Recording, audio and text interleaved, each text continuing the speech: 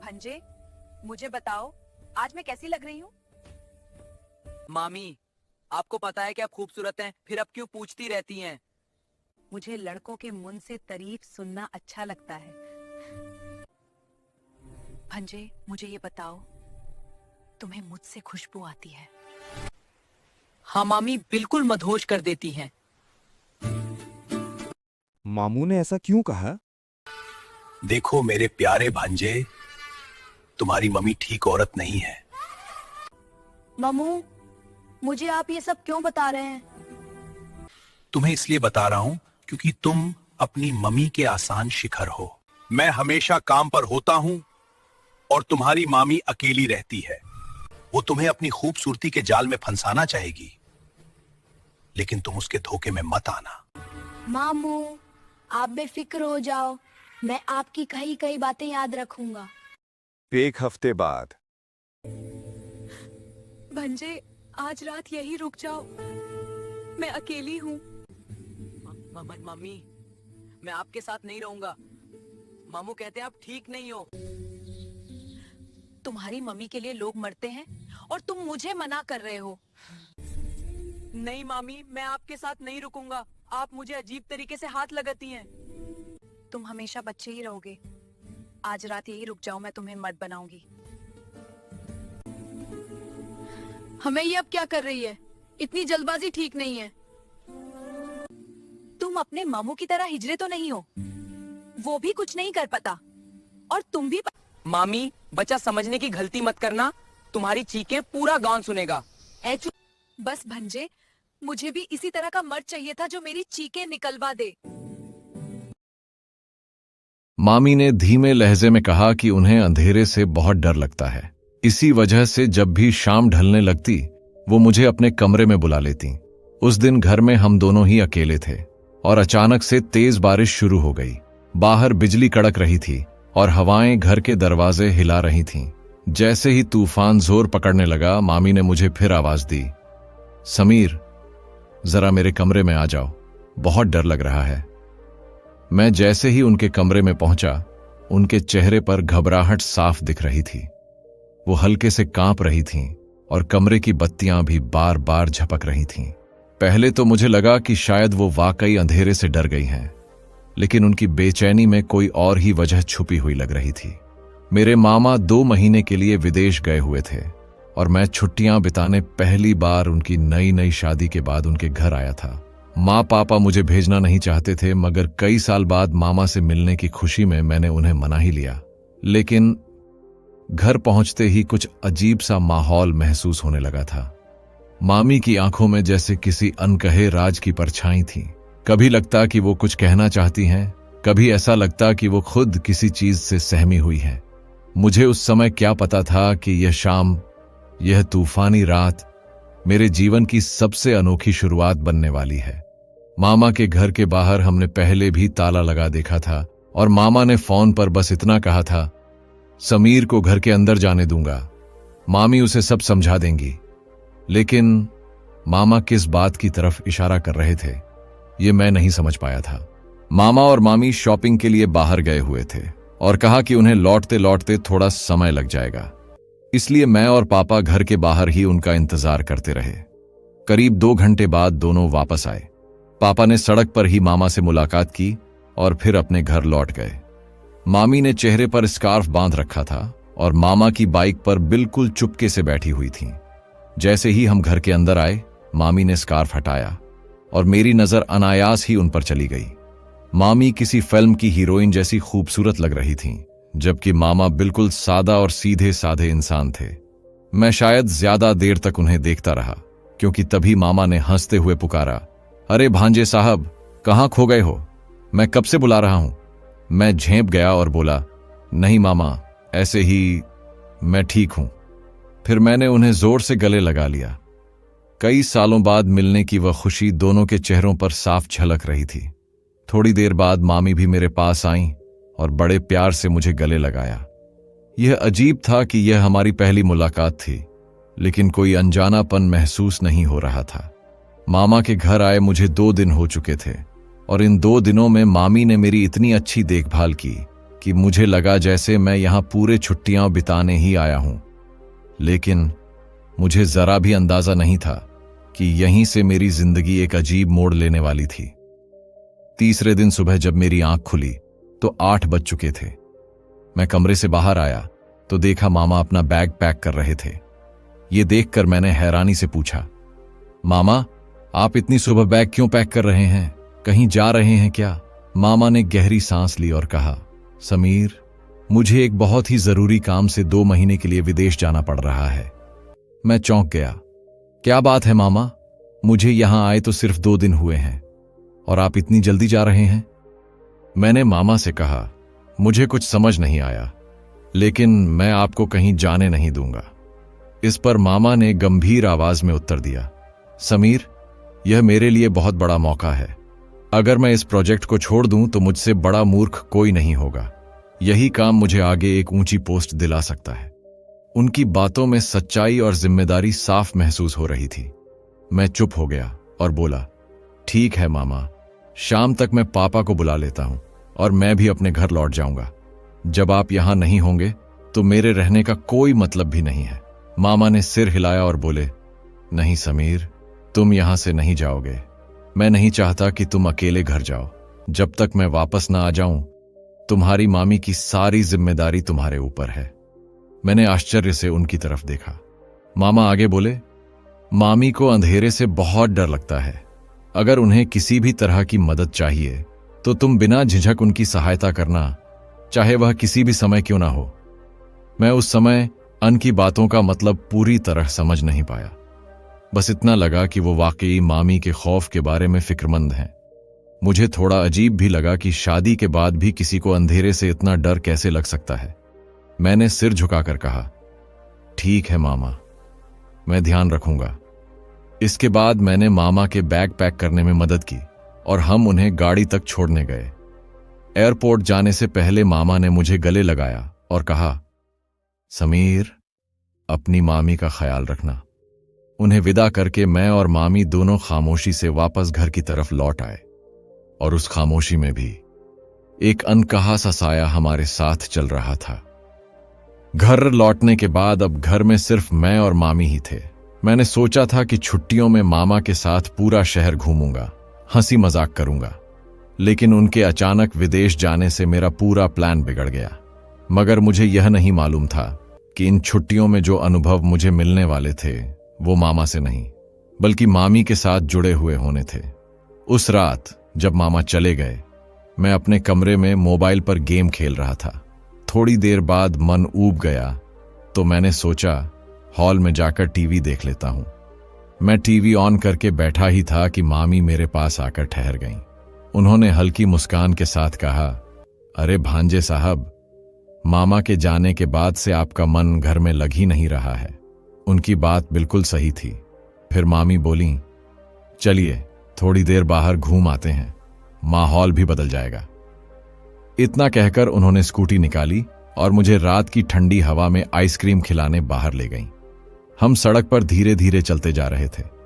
मैं स्कूटी के पीछे बैठा था और हवा में हल्की ठंडक थी।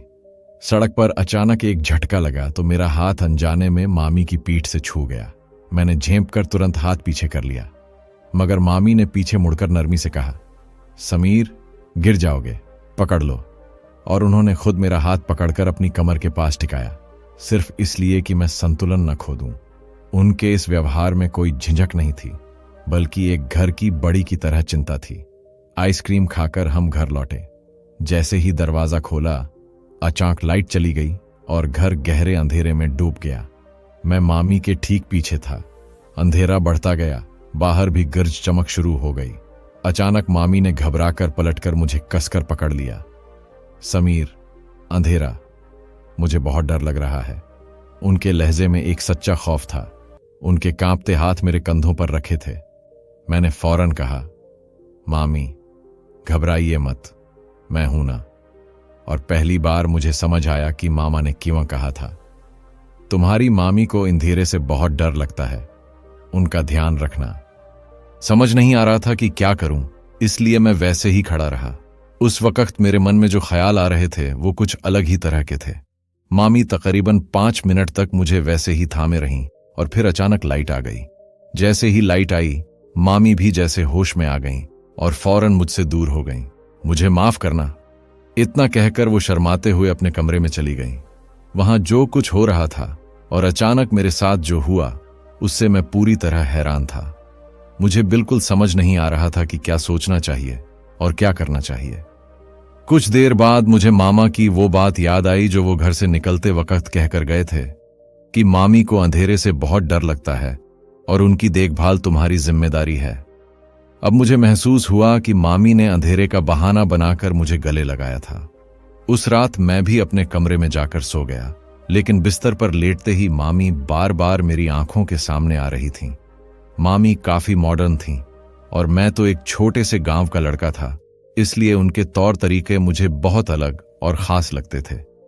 अगले दिन सुबह जब मैं नींद से उठा तो देखा कि मामी किचन में चाय बना रही थीं। उस समय उनकी तरफ देखना मुझे कुछ अजीब सा लग रहा था।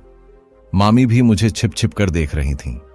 हम दोनों एक दूसरे को देखकर जैसे हल्की सी झिझक महसूस कर रहे थे। जब मैं पानी पीने के लिए किचन की तरफ गया तो मामी ने फिर से मुझे अचानक जोर से गले लगा लिया। मैं थोड़ा घबरा गया क्योंकि पिछली रात की बात अब तक मेरे दिमाग से उतरी ही नहीं थी। मामी हंसते हुए बोलीं, अरे भांजे साहब, इतना शर्माने की क्या बात है? मुझे पता है कि ये सब तुम्हारे लिए नया है, लेकिन कल रात मैं सच में बहुत डर गई थी। अगर तुम्हें बुरा लगा हो तो मुझे माफ कर देना।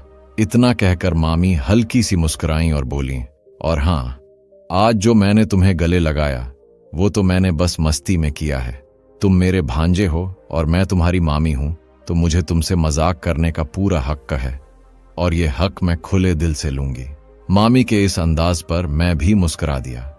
उन्होंने फिर से मजाक में मुझे हल्के से गले लगाया, लेकिन उनकी इन हरकतों से मेरे मन में कुछ अलग ही भावनाएं उठने लगी थीं। मुझे भी यह महसूस होने लगा था कि मैं अब बड़ा हो रहा हूं। शायद मामा को इस बात का अंदेशा बिल्कुल नहीं था कि ऐसी बातें भी हो सकती हैं। कुछ दिनों बाद एक शाम मुझे समोसे खाने की इच्छा हुई। मैंने सोचा कि ये बात मामी को बताऊं और उनके कमरे की तरफ गया। मामी का कमरा थोड़ा सा खुला हुआ था। मैं बिना अनुमति के ही धीरे से अंदर चला गया। उस वक्त मामी बिस्तर पर पेट के बल लेटे हुए मोबाइल में कुछ देख रही थीं। उनके लेटने का अंदाज ऐसा था कि देखते ही मुझे हल्की सी झिझक महसूस होने लगी। मैं दरवाजे पर खड़े होकर धीरे से बोला, मामी, लेकिन वो सुन ही नहीं पाईं। वो मोबाइल में ऐसी चीज देख रही थीं कि उन्हें मेरी आवाज तक सुनाई नहीं दे रही थी। हिम्मत करके मैं धीरे धीरे उनकी तरफ बढ़ा। जब मैंने उनके मोबाइल में झांका तो मेरी आंखें सचमुच फैल गईं। जो मैं देख रहा था वो मेरे लिए बिल्कुल नया और शर्म पैदा करने वाला था, लेकिन मामी बेहिचक, बेपरवाह होकर सब कुछ देख रही थीं। मुझे लगा कि इस हालत में मामी को देखना ठीक नहीं, इसलिए मैं तुरंत दरवाजे के पास वापस चला गया और इस बार जोर से आवाज दी, मामी। इस बार मामी एकदम चौंक गईं। उन्होंने झट से मोबाइल लपीटा, दुपट्टा ठीक किया और खड़ी हो गईं। मुझे अचानक सामने देखकर वो थोड़ी घबरा भी गईं। उन्होंने पूछा, क्या बात है? मैंने बात को टालते हुए कहा, कुछ नहीं, ऐसी ही, और अपने कमरे की तरफ चल दिया। कमरे तक जाते हुए बार बार मेरे सामने वही मामी का रूप आ रहा था जो अभी कुछ देर पहले देखा था। मन बेचैन हो रहा था। उस रात तेज बरसात हो रही थी। अचानक लाइट चली गई और मामी ने मुझे जोर से आवाज लगानी शुरू कर दी। उनकी इस आवाज को सुनकर मैं उनके कमरे की तरफ चला गया।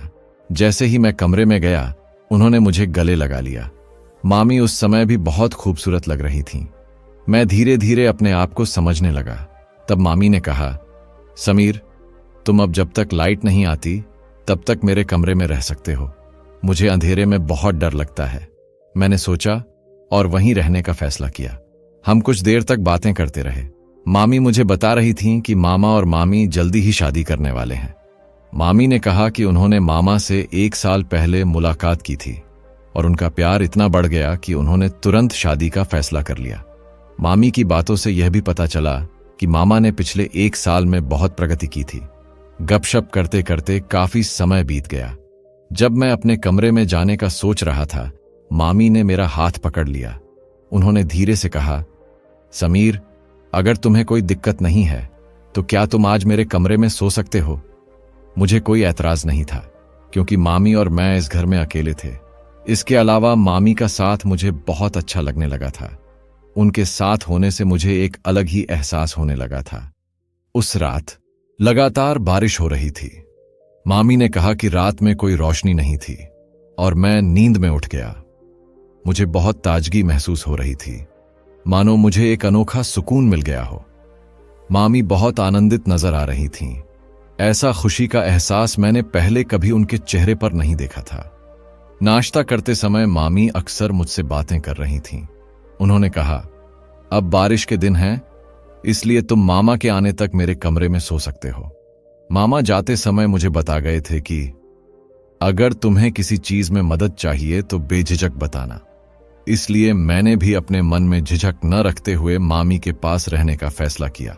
रात को मामी मुझसे बातें करने लगीं, लेकिन एक बात पर मेरा ध्यान गया। मेरा पेट अचानक दर्द करने लगा। मामी की बातों में मुझे थोड़ी घबराहट महसूस हो रही थी, इसलिए मैं उनके कमरे में सोने चला गया। हालांकि मामी कुछ और चाह रही थीं। मैं समझ नहीं पा रहा था कि वास्तव में क्या हो रहा है। मुझे ऐसा लग रहा था कि उनकी सुंदरता मेरे दिमाग में बसने लगी थी। लेकिन एक और बात का एहसास हुआ। मामा के बाहर जाने के बाद मामी लगातार फोन पर व्यस्त थीं। अचानक मेरा पेट का दर्द फिर से बढ़ने लगा। मैंने अपने पापा को कॉल किया और कहा, मैं घर आने वाला हूं। यह सुनकर मामी थोड़ी घबरा गईं और बोलीं, क्या तुम्हारे मामा ने तुम्हें नहीं बताया कि मामी का ध्यान रखना है? तुम अभी नहीं जा सकते। उनकी बातें मुझे पूरी तरह समझ नहीं आईं। कौन सा रिश्ता, कौन सा ध्यान? जब मैंने इसके बारे में पूछा तो उन्होंने कहा, मुझे नहीं पता, लेकिन तुम मुझे छोड़कर कहीं नहीं जा सकते। मामी ने मुझे घर न जाने देने की जिद पकड़ ली, लेकिन मेरा पेट दर्द कुछ कम होने का नाम ही नहीं ले रहा था। मैं यह सब मामी को बताने में हिचकिचा रहा था। रोज मेरा पेट दर्द और कमजोरी बढ़ती जा रही थी। मामी रोज किसी न किसी बहाने से खुश रहने का दिखावा कर रही थीं, लेकिन मुझे समझ नहीं आ रहा था कि मेरे साथ वास्तव में क्या हो रहा है, क्योंकि ऐसा अनुभव मुझे पहली बार हो रहा था। मामा गए हुए लगभग 1 हफ्ता हो गया था। शाम को 7 बजे घर की बेल बजी, जिससे मेरा दिल जोर से धड़कने लगा। मैंने अपने पास देखा तो मामी मेरे ऊपर हाथ रखकर सो रही थीं। बेल लगातार बज रही थी, इसलिए मामी दरवाजा खोलने गईं। दरवाजा खुलते ही सामने पुलिस खड़ी थी। पुलिस देखकर मामी घबरा गईं। पुलिस ने मामी के हाथ में बैट देकर कहा, क्या चल रहा है? मुझे कुछ समझ में नहीं आ रहा था कि अब क्या हो रहा है। तभी मेरे पीछे पापा मामा जी को लेकर आए। मामा जी के हाथ में भी बैग था। उन्हें देखकर मैंने कहा, मामा, आप तो काम के सिलसिले में 2 महीने पहले विदेश गए थे। तब मैंने पापा से पूछा, ये सब क्या हो रहा है? पापा ने बताया, जब मैं तुम्हें यहां छोड़ने आया था तब मैं पुलिस स्टेशन गया था। वहां मुझे एक लड़की के बारे में जानकारी मिली, जिसके बारे में मेरे सहकर्मी खोज कर रहे थे। मैंने उसे तुरंत नहीं पहचाना, लेकिन जब मैंने सोशल मीडिया पर मामा के फोटो देखे तो मुझे पता चला कि तुम्हारे मामा ने नाम और पहचान बदलकर मामी से शादी कर ली है। मामा जी का फोन कटने के बाद पापा को यह चौंकाने वाली जानकारी मिली कि मामा और मामी कुछ लोगों को भ्रमित कर गलत काम कर रहे थे। तब मुझे समझ आया कि मेरे पेट में दर्द क्यों हो रहा था। मामा ने मुझे नशीला दूध पिलाया था और मामी भी कुछ ऐसा कर रही थीं। कल रात की थकान और परेशानी भी इसी वजह से थी। मामा मामी ने रिश्ते की भी परवाह नहीं की। जल्दी पैसे कमाने के चक्कर में मामा मामी अंधे हो गए थे। अब सब कुछ साफ हो गया कि मामा ने 1 साल में शहर में इतनी तरक्की कैसे की। मैं तो मामा जी के प्यार में उनके घर छुट्टियां बिताने गया था, लेकिन उन्होंने मामी के साथ मिलकर मुझे धोखा दिया। मेरा भाग्य अच्छा था कि पापा ने इस मामले की जांच की। मुझे लगता है कि आजकल के युग में रिश्तों, प्रेम और आपसी भावनाओं की कोई कीमत नहीं रह गई। सब अपने फायदे के लिए जीते हैं, इसलिए पहले जैसे रिश्ते अब नहीं रहे। मामा जी ने मुझे अच्छी तरह समझाया, लेकिन जैसा कर्म होता है वैसा ही फल भी मिलता है। यदि आपको यह कहानी पसंद आई हो तो इस वीडियो को लाइक करें,